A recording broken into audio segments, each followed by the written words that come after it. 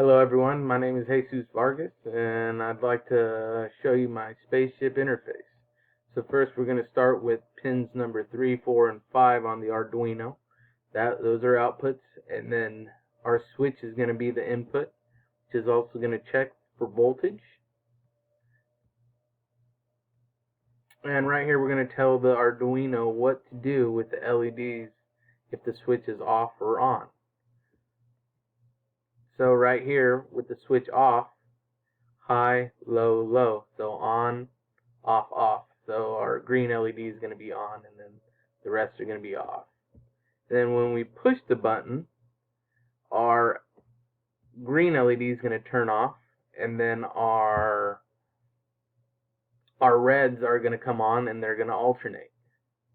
And then here we set the delay.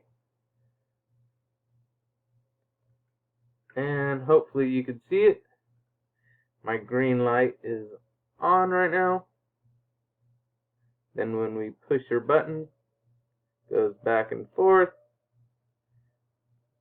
Turn it off, it goes back to green.